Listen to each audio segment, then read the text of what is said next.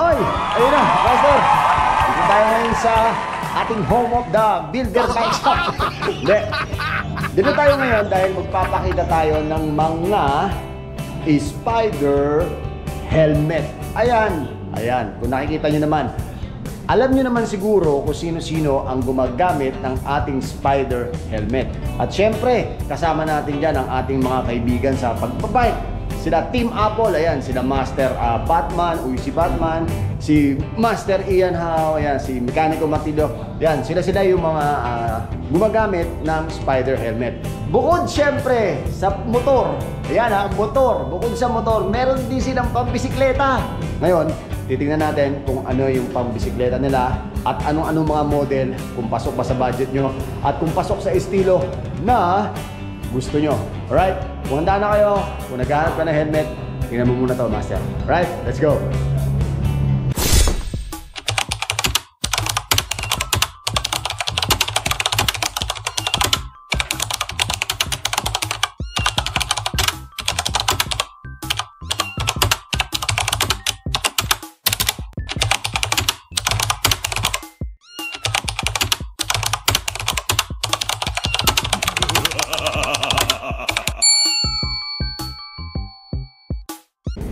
Oy! Dito na tayo ngayon. Kung mapapansin nyo itong nasa likuran ko, mga Master. Aba, syempre, eto, napakaganda nito. Ayan ang mga ipapakita natin sa inyo. Baka naghahanap kayo ng helmet. Okay? Bibigyan ko kayo ng idea kung ano yung mga pwede nyong gamitin at ipapakita. I-review ko, ipapakita ko sa inyo kung ano yung mga magaganda, mga pasok na helmet pang MTB, pang gravel bike at sa road bike. Pwede. At makakapamili ka pa ng kulay dito, mga Master, ha. Kilala nyo naman si Spider, kung gaano katibay at kung gaano ka-quality yan. Spider! Spider-Man, ha. Spider-Man. Spider, baka naman. Joke lang. Okay, simulan na natin. Iisa-isahin natin itong mga to hanggat sa abot ng aking makakaya at ipapakita ko sa inyo kung magkano yung presyo. Okay? Dito lang yan sa Roosevelt Bicycle Center sa Roosevelt Avenue, Quezon City. Dati yon. Pero ngayon, Fernando Po Jr. Avenue na siya. Okay? Kung nagtataka kayo bakit na iba yung address, ganun talaga. Binago ng Senado. Wala na tayong magagawa doon. Okay? Simulan na natin ito, ha? Ayun na! Ito na. Una natin magpapakita tayo ng pang gravel bike. Okay? Ano na nga ba yung mga pang gravel bike na mga magaganda, Master? Karaniwan yung mga gravel bike naman, mga Master, pwede rin naman siyang pang MTB. Depende sa trip mo. Ang una ko nakitang isa sa pinakamaganda na bagay sa suot ko ngayon ay itong Spider Fuse. Okay? Spider Fuse, pagdating sa buckle niya, ito yung lock niya. Maganda, safe siya, tapos adjustable din naman siya. Tapos, ang kagandahan din ito, mga Master, kaya pwede mo siyang gamitin pang gravel bike, pang MTB. Kasi removable naman siya. Removable, pwede mo tanggalin kung medyo ayaw mo na nakaganito, naka-visor, pwede mo siyang tanggalin.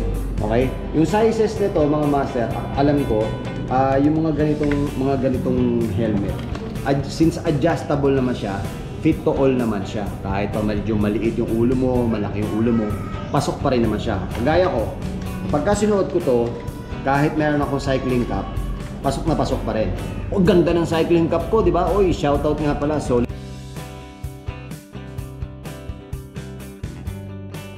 So, subscribe din kayo doon, mga Master. Napakalulupit na mga nire-review ni Master. Yan natin, kung gano'ng kaganda to. Okay? So, ako yung muna magiging model nyo para at least makita nyo kung pasok ba sa aura nyo. Okay? So, ang ganda, di ba? Panalo. Glossy na white at pagdating naman sa decals niya, yung decals niya nakabaon siya mismo sa mismong mismong bucket niya. Okay, pagdating naman sa loob kung safety, may foam at the same time matibay yung loob. May support siya ng mga foam sa loob, sa gilid, tsaka sa ibabaw. At meron siyang logo sa likod nito. Lagayan ng ilaw, wala siyang lagayan ng ilaw sa loob. At wala rin siyang lagayan ng GoPro o kaya mga action cam na meron kayo. Okay, hindi katulad ni Weapon. Si Weapon may mga ganon kasi si Weapon may mga pang extreme siya. So ito talagang joyride, quality ride na pwede mong magamit at the same time napaka social ng itsura. Okay? So, marami na rin tayong mga gumagamit ng mga siklista nito. Okay, pupunta na tayo ngayon sa isa pang i-review natin. Si Fuse nga pala, mga master, meron siyang ibang kulay ha. Si Fuse may ibang kulay. Meron siyang color black at meron siyang color white. Depende sa inyo. Kung magkano si Fuse, mga master, napakamura nito ni Fuse ha. Napakamura nito ni Spider Fuse. Okay, ang halaga nito mga master ay 1,995. May sorpresa ako sa inyo mamaya sa nakakapanood nito. May sorpresa ako sa inyo para kay Spider. Okay? Kaya standby ka lang. Magbibigay tayo ng sorpresa. Alright? So, ulitin ko, si Fuse, meron siyang dalawang color dito. Dalawang color lang ba? Dalawang color. Meron siyang black at meron siyang white. Okay? Susunod tayo sa isa pang brand, isa pang model. Isa pang model ni Spider. Alright? Spider, nako. Napakadami na rin gumagamit. Alam mo, nung kumakarera pa ako, marami na ako nakikitang gumagamit ng Spider helmet sa motor. Okay? Ngayon, ito naman, pagdating sa mga MTB natin, pwede natin ito magamit. Ito naman ay si Spider. Actually, Spider Flow. Si Spider Flow, kung mahilig kayo sa mga color combination na medyo minty, mga neon, eto, maganda to. Panalo rin to. Light lang to, hindi siya ganun ka bulky sa ulo natin.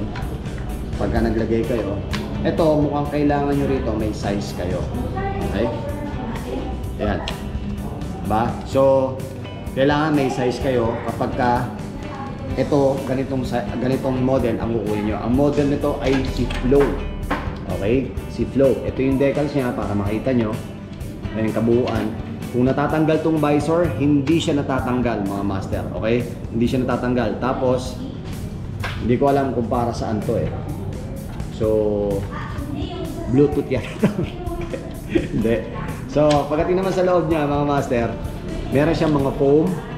Meron din siyang matibay din yung ibabaw, may foam din. So, bawat side, both sides, meron siyang mga foam. Kaya hindi masasaktan yung ulo niya. Okay? Mas masasakit pa yung ulo ng mga asawa niyo tsaka girlfriend niyo. Susunod naman natin, mga master, ito naman ngayon, si Trax. Ito, si Trax. Spider Trax. Ito maganda to, mga master. Oh. Kagandahan nito, ako para sa akin, pang MT nito ha. Pang MTB siya. Tingnan nyo, pasok na pasok yung gilid niya. Combination nito, black and gray. Decals niya, ito. Okay? Yan ang decals niya. Right? Yung visor niya, pwede rin siyang tanggalin kung ayaw nyo. Kung ayaw nyo na may visor at meron kayong cap, okay lang din naman. Pagdating sa loob, yung foam nito, masasabi ko na mas makapal to kumpara doon sa mga iba pang model ni Spider. Kaya para sa akin, the best to, sukat natin kung ano yung fittings nito. Okay? So, adjust nyo lang to dito. May pang-adjust nyo dito. Yan. Adjust nyo lang siya para magkasya. Okay? Kaya ito, mga master, kung mapapansin nyo, sakop na sakop niya hanggang likod. Okay? Kita nyo? Sakop na sakop niya. Okay? So, wala siyang lagayan ng ilaw. Hindi katulad gaya ni Weapon, meron din lagayan ng ilaw at saka GoPro. Pero ito, mga master, magkaiba kasi sila ng quality. At the same time, magkaiba rin sila ng performance pagdating sa mga ride natin. Okay? So ito, masasabi ko, mga master, napakakapal ng foam nito. Mas makapal ang foam nito kumpara dun sa dalawang model. Etong Trax na to, mga master, ang presyo nito ay 2495. Babalik ako kayo sa Flow kung magkano price nun kasi wala nakalagay palang price doon. Okay? Pupunta naman tayo sa iba pang brand ni sa iba pang model ni Spider. Ito naman si Spider Helix. Okay, si Spider Helix. Ito usually ginagamit naman to, mga master, pang road bike or gravel bike. Pwede rin pang mountain bike kung okay sa inyo. Pero para sa akin, yung mga ganito, mga gravel bike, mas the best to. Okay? So, hindi siya detachable. Same nung isa, nung Flow, hindi siya detachable. Ito, wala rin siya lagayan ng ilaw. Okay? Pagdating naman sa foam niya, ito naman ang kagandahan sa kanya, mga master. Fully foam yung loob, hindi katulad nung iba doon, by portion lang. Ito, fully foamed siya. Right? Okay, pakita ko sa inyo yung itsura nito. Yan yung decals niya. Itong decals niya na to, hindi sticker yan mga master. Alam ko, talagang spray yan. Parang naka in-spray yan. Hindi siya sticker na ganito. Okay, nakalapat siya. Okay, combination nito, red, maroon, tsaka black. Alright? Ang presyo nito mga master ay 1,495. Same ng flow pala to mga master. Same price siya ng flow. Yung kaninang neon green. Ito, same lang siya. Air vent niya mga master, bukod sa foam, may nakalagay siyang mga net sa loob. Ayan kung mapapansin nyo, may nakalagay siyang net sa loob. Kaya yung quality nito, yung paggamit nito, kaya pala ganun din ka-komportable para at least yung foam na to, tsaka yung net niya, hindi masyadong nakafocus yung init, hindi masyadong babad na babad kung sakaling kayo ay may long ride. Okay? So kung meron bang ibang kulay si Helix, wala akong makitang ibang kulay ni Helix eh. Okay, pero nga pala, si Trax nga pala, meron siyang ibang color nga pala ang master ha. Si Trax ay may neon din si Trax. Meron siyang neon na color, black and neon, green, tapos gray and black. Okay? Punta tayo sa iba pang model ni Spider. Okay. Ito naman, model ni Spider. Ito para sa akin pang MTB talaga to. The best to, pang MTB. Okay, ito si Berm. Tama ba? Berm. Yes. Berm. Tama-tama to. Bermonths. Okay? Pwede to. Baka naman sabihin nyo sa mga misis nyo tsaka sa girlfriend nyo. Okay, ito si Berm, mga master. Yun, tsura panalo. Wide na wide yung loob niya mga master. Pagdating naman sa foam system niya, both sides meron, tapos yung net meron din, may net sa loob to mga master. Tapos dito may air vent. Okay, ito sarado, ito bukas, ito naman sarado. Okay, pagdating naman sa adjuster niya, okay, ito sa likod niya mga master, kung mapapansin nyo, may nakalagay na model niya, kung anong model ng Spider. Okay, tapos pati sa harapan meron siyang air vent. Kagandahan dito mga master, kapag ka nagra-ride kayo, pumapasok dito sa loob, pumapasok dyan sa loob yung hangin, kaya hindi pawis na pawis yung ulo nyo. Isukat natin to mga master ha, para makita nyo yung fittings nito. Okay? Diba? Okay ba? Okay, diba? So, para sa mga medyo malalaki ulo, malalaki ulo, na wide ang ulo, hindi mayabag. Hindi malalaki yung ulo na mga cyclist ng mga master natin na akala mo kung sino, mga malalaki na ulo. Ayan. Okay? So at least makita nyo ng fittings niya, okay na sa inyo yan. Okay? Ang halaga nito mga master, ang halaga nito ay 2,695. Okay? Baka mamaya may magsabi naman, hindi naman tayo nagre-review. Nagsi-sales stock lang tayo, natural. Pagka nag-review ka, may kasama na doon sales stock. Kasi syempre, ang nire-review mo, product. Alam mo naman hindi natin i-sales stock yung product na nire-review natin. Aba, syempre ipakita natin kung ano yung kagandahan. Diba? So, ito na yun mga master. Matte black to, tapos meron siyang glossy. Kung meron siyang ibang color, meron ba ibang color to? Meron siyang ibang color mga master. Ayan o. Meron siyang black, matte, tsaka glossy na red. Pwedeng tanggalin itong visor mga master ha. Ito si Berm, meron siyang red and black, tsaka meron siyang matte black, tsaka glossy black. Ito, silang dalawa. Alright, so punta na tayo sa isa pang model. Alright, hanap pa tayo. Ayun, ito naman mga master. Ito namang isa natin. Ito yung tinatawag natin pang racing. Ganda nito mga master oh. Ito tinatawag na Aerotech. Spider Aerotech. Oh, ha? Ganda, di ba? Bagay na bagay sa aking kasuotan.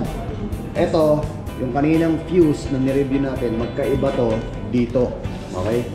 Si fuse, kung mapapansin mo, mayroon siyang visor. Ito, wala. Pang road bike to. Sabi ko na pang road bike to. Ito, pwede itong pang gravel bike at pwede rin itong pang touring, pwede rin itong pang MTB. Pero ito, pwede, ito, classic to, pang itsura talaga nito, pang road bike, pang mga racing. Okay? So, ginagamit to ng mga kumakarera, mga professional. Pwede to, napakaganda nito. Alam ko yata para nakakita ako ng sunuot ito ni Master Ian. Okay? So pagdating sa cushion niya, yung cushion niya, bawat line nito mga master may foam. Okay? Tapos the rest puro styrene, gilid. Hard styro to, kaya napakatibay na to. Okay? Pagdating dito sa vent, sa ibabaw yung vent, mula sa noo hanggang sa likod, naka-air vent siya. Tapos meron din siyang exhaust vent sa likod. Okay? Wala siyang tatak sa likod, naka-S lang siya, Spider logo. Tapos meron siyang decals dito na lining. Okay? Susukat natin mga master para makita niyo yung fittings niya. Ha? Okay? Medyo tight sa akin. Pagka tight sa inyo, adjust nyo lang dito. Okay? Salamat master dito sa ating cycling cup. Ha? Okay. So at least para may idea kayo kung ano yung itsura nyo. Okay? So, ganda, di ba? Nisip ko na akong lamig. Ba? Okay. Master, magkano ba yan? Okay, ang presyo nito mga master, aba, mura-mura to. 2295. Ba? Oh, di ba? 2295 lang. Okay? So ngayon, pupunta na tayo sa isa pang model ni Spider. Ito na ang last model natin dito para sa Spider. Ito si Spider Cadence. Okay, kung tawagin si Cadence. Aba, grabe to, para siyang ano, para siyang kalaban ni Optimus Prime. Diba? Pang road bike din to, kung papasin ko parang pang road bike din siya. Susukat ko na mga master para makita niyo yung fittings. Oo. Ha? Oo. Ha? Oo. Ha? Pwede, di ba? Kahit naka-cycling cup kayo, pwede. Pagdating sa cushion sa loob, ito mga small lang yung lining nito ng cushion. Okay? Sa noo, pati sa ibabaw. Yung sa likod, ito siya. Okay, yung lock niya, standard naman yung mga lock ng karaniwan, yung mga lace na ganito, standard naman yan. So adjustable din to mga master ha. All black lang siya, kung meron siyang ibang color, hindi ko alam, pero ito lang yung nakikita kong color dito. Ito yung tatak niya, Cadence. Okay, Spider Cadence. Okay, ang halaga nito mga master is 1,800. Okay, siya nga pala, ito na, yung sasabihin ko sa inyo ito na yung aking surpresa para sa inyo. Sa lahat mga master, sa lahat ng mga punta rito at bibili ng helmet, sabihin nyo lang yung ating code. Okay? Sa lahat na makakapanood nito, sabihin nyo lang ating code Papa Jack Spider at meron na kayong discount na 5%. Tama ba? 5%. Okay, 5% na kayong off dito kapag ka Spider helmet ang binili nyo at sinabi nyo Papa Jack Spider, then bigyan kayo ng 5% discount dito kapag napanood nyo ang vlog na ito. Okay mga master, kung ano yung napili mo, puntahan mo lang dito yan mga master. Available yan dito sa Roosevelt Bicycle Center. O ayun na, hanggang dito lang muna po tayo mga master. Abay, sana'y nagustuhan nyo ang ating mga ni-review ng mga Spider na yan. Kung naghahanap ka ng helmet, aba, punta ka na rito. Meron tayong free 5% off. 5% off tayo ngayon. Sabihin mo lang yung ating code na Papa Jack Spider helmet. Alright? Bibigyan na kayo ng 5% off dito sa Roosevelt Bicycle Center. O paano? Dito lang tayo. Palagi tandaan. Lamig. Palawakin ng kaalaman, may hirapan pero di suko. Ako po si Papa Jack. Narito po ako sa Roosevelt Bicycle Center. Alam. Ciao.